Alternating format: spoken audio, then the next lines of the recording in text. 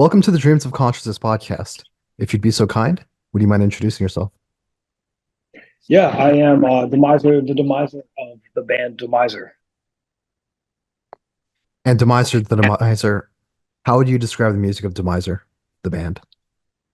Man, so we describe ourselves as just debaucherous, evil black thrash or black speed metal. Yeah. In terms of the black metal side of your sound, uh, is there something sonically that you consider uh, your band to be black metal, or does a lot of it have to do with the lyrical content? Well, a lot of it is lyrical content, but there's definitely aspects of riffs and tone, kind of cut in and out of the songs that are definitely auditorily black metal. Uh, so this is a question I ask uh, most bands, but um, what is black metal to you? What does black metal mean to you? Well, to me, I don't. Man, that's a good question. So, I mean, it's a near and dear thing where I mean it can mean many different things to me. It could just be the sound of the music itself. I mean, lyrical content it isn't necessarily inherently black metal. I mean, we've had rock and roll bands from the 60s and 70s and even the 50s that were demonic and evil. Um, and I would not throw them into black metal categories at all. For me, I guess um, it's a state of I mean, and there's different types of black metal too, right? I mean, you have um, atmospheric and all that kind of stuff, and a lot of French black metal, and I typically gravitate more towards the furious and violent black metal myself. The stuff that's definitely, I guess, uh, a little bit more just raw and I don't want to say simplistic, but I gravitate more towards that kind of stuff. Um, you know, that's a heavy loaded question. I think that the black metal in itself is a lot of different things, right? And there are aspects of it and of different types of black metal that other people listen to and other people like. When I guess we say it as far as where we kind of sit within that, um, it is the more I guess it could be lyrical, but yeah, like I said, there's definitely uh, you know like the more alternate style picking. Um, like I said, it can mean a lot to a lot of different people. Right. That's a tough one to answer. Yeah. You We live in the Bible Belt too, so I mean the easiest thing for us to do is just fight fire with fire, right? right. So Yeah. we kind of tread on the opposite, you know, end of the spectrum than a lot of the Bible thumpers around here. Yeah. That's the Uh, easiest thing to hit them with. yeah. Do you want to say where in the belt you are? We are located. Demiser is based out of South Carolina. Some of us are just over the border in North Carolina. I myself am in the upstate, and pretty much the majority of the band is based out of Central South Carolina, right in Columbia. For you personally, based on being in the Bible Belt, is that was that one of the appeals of black metal? Fighting fire with fire, as you say? Well, I grew up in Ohio, so Okay. you know, I mean, Ohio's got some crazy winter. I mean, it's 6 months out of the year, where we're in the snow and everything like that. And I've always gravitated to the dark side. You know what I mean? So it was just something, from discovering Merciful Fate when I was a kid to just going down that path. That's what got me into black metal, and also our dismal fucking winters. But coming down here and just having Christianity just shoved at you, and I mean it's everywhere you look. Christian nationalist flags. I mean, all over the place. I mean, uh, it's unbearable. So it definitely sparked, wanting to create something down here that was a backlash, um, just you know, from that. Yeah. Can you tell me a little bit about how Demiser the band came together and what your intentions were?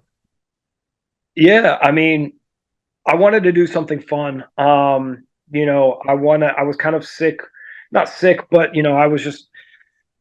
I'd been playing in a couple different death metal bands for a while, for several years, and I just wanted to do something, maybe not that the miser isn't serious, but I wanted to do something a little bit more fun, have a little bit more fun lyrically, do more tongue in cheek, just be more, you know, not necessarily goofy with it, but like I definitely wanted to have something a little bit more lighthearted, and be able to take myself, or wanted to take myself less seriously too, and just like I said, just go all out, spikes, gauntlets, bullets, and just have a fucking fun time, because that's what heavy metal is.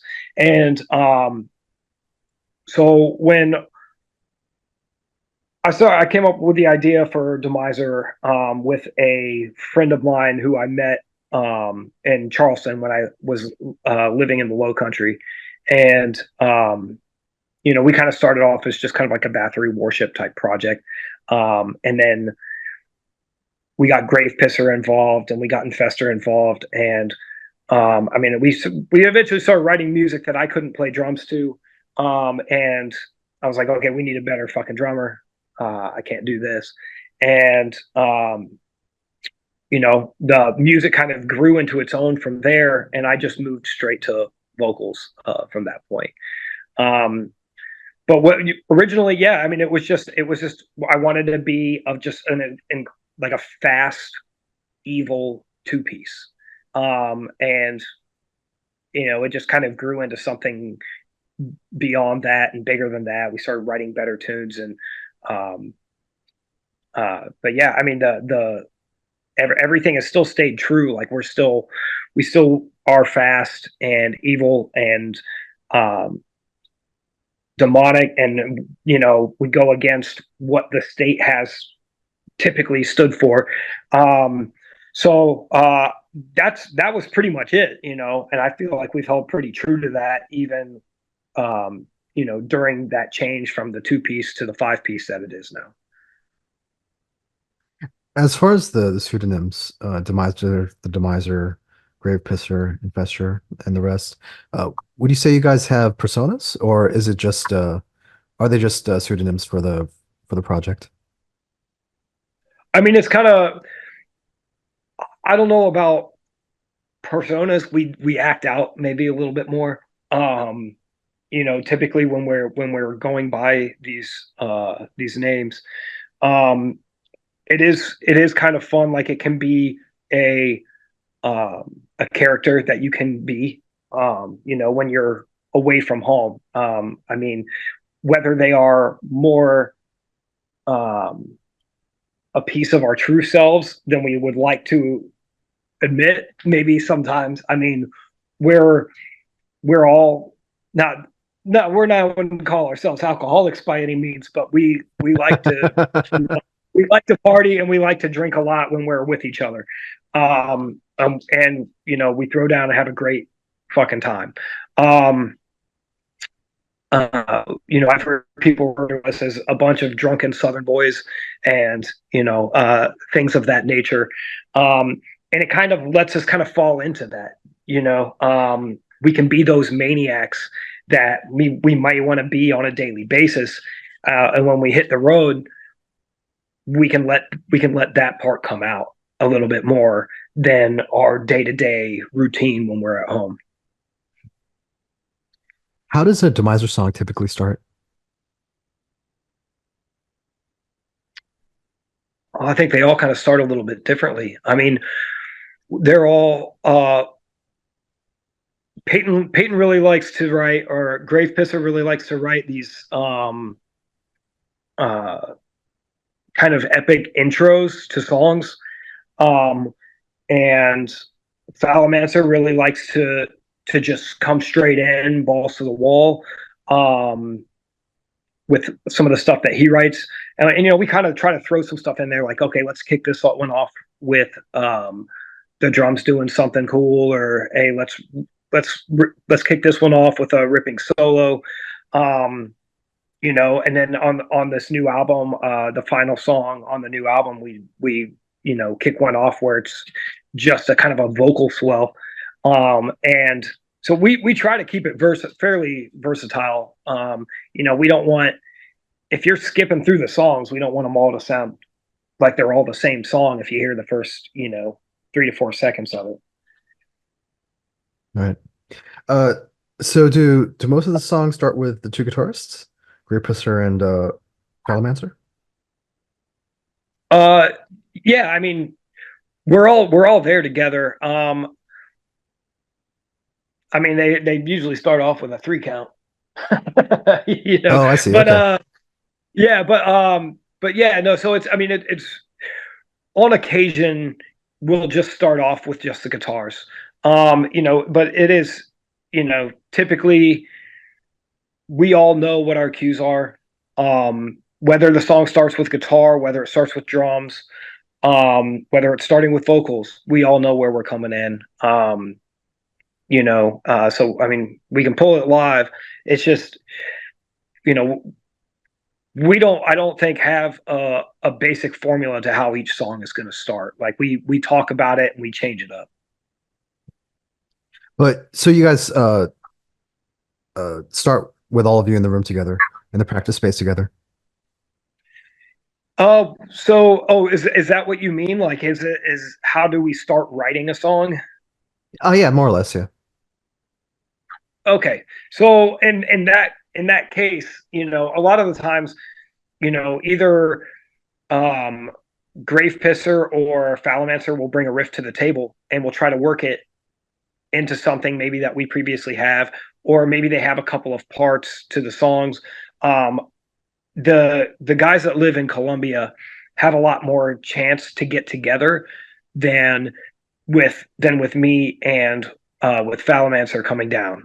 We don't make it nearly as much as they get together. We're down there maybe twice a month, whereas they're getting together almost every weekend, um, or a couple times a week, even sometimes. So sometimes we have intros or something that's already been fleshed out by the time that I get there, or by the time Falamancer gets there, and whether we rework that or not, it's just kind of depending on if everybody's feeling it. And that sometimes we show up and we're like, okay, that's fucking sick how it is, and other times it's like, okay, let's kind of rework this a little bit. And Infestor's probably the pickiest one when it comes to all that kind of stuff. Um, Defiler also throws a lot of really great ideas out there. I mean, especially on this last record. But yeah, I mean, I would say that it kind of depends on how everybody's feeling when we actually, like, they might have a basic structure down, or like, hey, check this song out that we put together, and then maybe when by the time all of us hear it, we want to change some stuff, um, or have other things to add or suggestions, and we all do our best to listen to each other, and we all try our suggestions, and if it doesn't work, it doesn't work. We go back to the original, whatever it may be. But that's kind of how we uh, play into that. And what about the lyrics? When do you start working on the lyrics? Do you have a theme in mind as you guys are arranging and crafting a song? Sometimes, yeah, sometimes the shit pops in real quick. Or I'll hear a riff that everybody's working on, or I'll have one in my head, and I can hear that pattern right off the bat. And usually when that happens, the lyrics come very fast. Or I'll sit down, I'll just start typing, and an hour later, the song is done.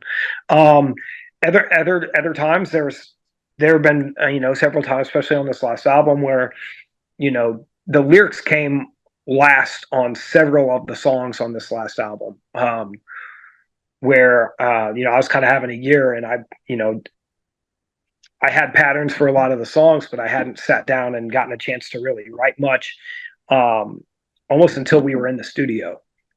And then a lot of the times we'll even branch off and say, hey, everybody, if you guys have a cool lyrical idea for maybe this part here, or I'm not hearing the pattern that I want to hear for this, if anybody has any suggestions, and then we kind of write to that. Um, so at least on this album, there's a lot of collaboration with the lyrics and between myself and the rest of the boys. So let's speak about this new album. It's called Slave to the Scythe, and it'll be released by Metal Blade Records and Blacklight Media on the 23rd of August. Uh, can we speak about Blacklight Media a little bit? Because I think you're the first band on that label who I've spoken to. Can you tell me a little bit I'll about the tell you label and what I can. uh, can you tell me a little bit about the label and how you got involved with them? Well, I mean, so as far as I know, um, Blacklight is a sub label of Metal Blade. Um, we were reached out to from Metal Blade Records, to have to sit down, or not, well, to have a phone conversation with them, and they mentioned Blacklight Media. They're like, ultimately, this is a Metal Blade release. Blacklight is a sub label, but you have all of the Metal Blade benefits, and the Metal Blade team and this and that.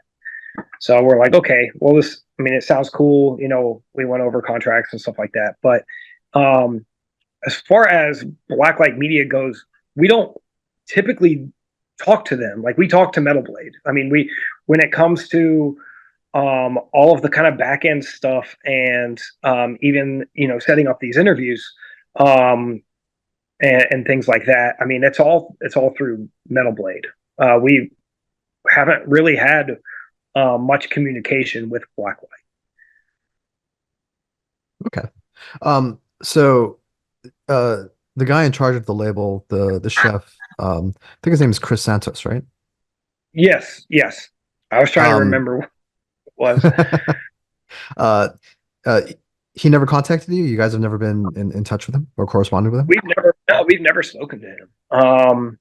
I don't believe. I was gonna do. I guess him and Matt Bacon have like a podcast together that I hopped on last year that I was gonna do with him, but Santos didn't. He wasn't there for that one, so it was just me and Bacon. And we communicate with Matt Bacon a little bit on via email, but that's pretty much it. I mean, we don't really, like I said, it's not. It feels more like we communicate with Metal Blade than anybody else, and they're the ones that have sent everything to us, even the records and everything. It says Metal Blade on everything. I don't see Blacklight on anything, which is bizarre. And I'm not putting that down by any means. We're happy to be there. Um, but yeah, there's been, I feel like, pretty little involvement from Blacklight, since we've you know done the signing. Okay, fair enough. Uh, as far as the album goes, you spoke about how you want the songs to to be very individual. And so as you're skipping around through the album, it feels like every song is distinct. Going into this album, did you did you want to try anything new with your songwriting, or maybe bring in some other influences? Yeah, I mean, and we definitely, I think, did. Defiler played a bigger part in the writing process on this album as well. Um, we we wanted to kind of maybe branch out a little bit more into the black metal side of black thrash, which I feel like we did fairly well before. We wanted to kind of maybe make this one a little bit more violent um, in some ways, but also we added a little bit of, especially in that final track. We definitely add um, uh, maybe even a little bit more of a melodic sense to some of the songs. I mean, our songs are are typically pretty short to the point black thrash. And on this one, I think we venture a little bit more into that black metal realm, and even into more like some like you know immortal eye like type riffing, especially late towards the end of the album. And the point of that is to kind of just open up that door a little bit for us. Um, we're not changing styles or anything like that, but we also don't want to paint ourselves into a corner, and or play ourselves into a corner for that matter, and not have anywhere to go, and kind of just be forced to put out the same record, you know 7 8 times. um so I think we did try some new stuff on this one. I think parts of this record are definitely faster. Um, there's more black metal pieces, and even as the album goes on, I mean, the riffing, as it does maintain that heavy and sometimes even Slayer esque style that the first album had. We kind of maybe got a little bit more melodic, and just tried to open up a little bit more, a couple more doors that we can kind of step in and dip our toes into every once in a while still maintaining our entity as Demiser. Yeah. Uh, out of curiosity, since there's a song named after Falamancer, and on the demo and on the first album, there was a song named after you, Demiser the Demiser. Is everyone going to get their own song? So yeah, kind of that's the plan. We're eventually going to get there. I mean, even on that first album, there's a song called um, "Raw Fucking Vomit," which on the demo, that's what we called Infester. So he has one already, and I'm not sure if he's going to get a second one or not now that he changed his name, but we'll see what happens. Awesome. Uh, you spoke a little bit about what inspires you lyrically, in terms of your surroundings. Was there anything specific this time around that you felt you were reacting to? I think with this one, I dove a little bit more into uh, satanic rites, chants, um, and things like that.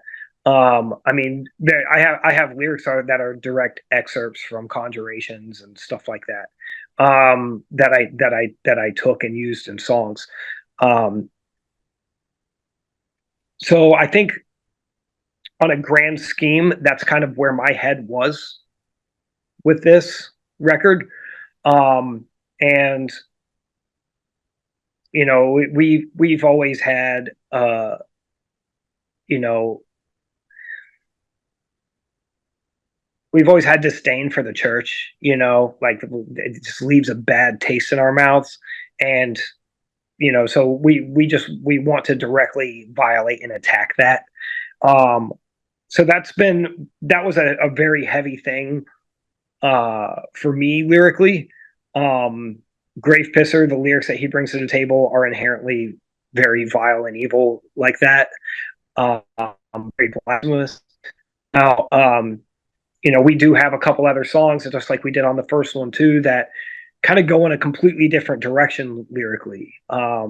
Carbureted Speed, for instance. I mean, it's about doing cocaine and riding motorcycles.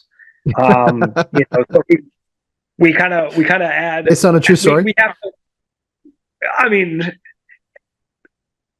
probably more than once, but but I mean, so that the whole they go hand in hand. I mean, come on. But it's like we can't. We don't want to just recycle the same lyrics over and over again. You can only do so much with so little. But so we do throw in the fun little songs here and there that are lyrically just maybe a little bit ridiculous, such as Carbureted Speed, and Phalomancer the Phalomancer, which are just perverse, very sexually themed lyrics. Um, but everything else, I mean, is still very blasphemous for sure. Where did you guys record the album? We recorded the album at Seaboard in Columbia, South Carolina. Do you want to say anything about Chase, who recorded this album and who worked on the previous two as well? Yeah. So Chase, we gave producer credits on this one. He helped even with some of the writing process, um, and we worked with him on the first record. He really wanted to do this one too, and he goes back pretty far with a couple of the guys in the band, and he is a very talented engineer. He can play anything too. I mean, he's a incredible musician. Um, so going to him was easy. It was he was cutting us a good a buddy deal as well with the recordings. And he lent a lot of knowledge and ideas to the album as a producer. So I mean, I don't have anything bad to say about, obviously we're working with any recording engineer. While you're in the studio, it's fucking tedious, and tempers flare. I mean, there were times that I wanted to kill him. I'm like, how many ways how many ways can I do this one word in one note? You know what I mean? Like maybe this one's just not hitting, but like I'm gonna lose my voice on saying this one fucking word over and over and over and over again. And it will drive you fucking mad. Like you're ready to fight at some points. And but I got to say, and I've talked to him about this too, is the end result you know doesn't lie, and you're like, okay, well, shit, thanks for pushing it. Um, Is Thanks for would you trying say your that luck. Chase? Yeah, yeah, yeah. Would you say Chase is a perfectionist? I should mention we're talking about Chase McGuckin. Yes, yes. No, I mean, yeah, he is. I mean, he knows what he's listening for. He's got an ear that I mean, he hears things in our songs that I don't even hear a lot of the time, and that maybe some of the other guys don't even hear. Like to us, we're like, okay, wait, no, this sounds fine. Sounds how it's supposed to sound. But he'll have us do it until it's the best version of that, um, which is also infuriating sometimes. But the end result is what we wanted. And Yeah, so I got to give him props for yeah, knowing he was driving us all insane, and giving us the best possible result because of it. yeah. I will say that the sound of the album is immaculate. Like you guys sound really tight, and the drums are super upfront, and the guitars aren't you know overly polished, but they're still very there's a lot of clarity to the recording. He did a great job. Did Yeah, he thank handle you. Yeah, everything? he did. Yeah. Did he handle everything from the engineering all the way to the mastering? he did engineering and mix. He did the mix, um, and then we sent the album to be mastered elsewhere. Do you want to say who handled the mastering? Man, I might not be the right person to ask. Infester kind of handled that aspect of the album. It was somebody that we were in contact with at Metal Blade. That much I know. Okay, no worries. Um, so we spoke a little bit about your live personas and how you guys like to approach the live aspect. Would you say that Demiser is inherently a live band? Like is live like the way you want people to experience your music? Yes, I would say so. Um, Now you're going to get a little bit more of a raw version of what you hear on the album. I mean, we play faster typically live, just like a lot of other bands do. We don't play to click tracks. We don't, you know, we don't wear in-ear monitors or anything like that. I mean, we're playing together, not to a metronome. So you're like each show is gonna be different. But ultimately, yes, you're gonna get. It's gonna be a little bit more raw, and it's gonna be a lot faster. The energy levels are a lot higher than what you would probably even visualize listening to the album. So with the album coming out soon, do you guys have any plans for the fall or maybe early next year as far as tours or things like that? Well, yeah, we're working on ideas for next year right now. Definitely have a couple of things potentially in the works, as far as uh, a tour. We're talking East Coast, and maybe potentially some stuff in the South and into Texas. Um, we'll see. I mean, nothing's set in stone right now. As far as this year goes, we're doing Mass Destruction Metal Fest in Atlanta. We've got a show coming up next weekend on the 10th in Charlotte, and we have a show coming up, I think, in Columbia, South Carolina, in I think November. And we may take on like one or two more here and there, depending. But for the most part, Falamancer is introducing a new member to his family. So we're laying somewhat low this year or throughout the rest of the year, just so he can reacclimate to that kind of lifestyle for a second, and be there for support for his family. And then next year, where our goal is to kind of get a little bit more balls to the wall as far as live shows, live dates, touring, stuff like that. Hopefully, some more festivals. So by the time people hear this episode or watch it on YouTube, Slave to the Scythe will be out through Metal Blade Records. Demiser the Demiser, please tell everyone how they can order the album. What's the best way to get it? Best way to get it is through Blacklight Media or Metal Blade's website. Um, which you can just type into a search engine, or you can go to their Instagrams and follow the links. Um, that's the best way to get it. If you can also get it through our Bandcamp, um, uh, which you can get the link from our Instagram or Facebook page.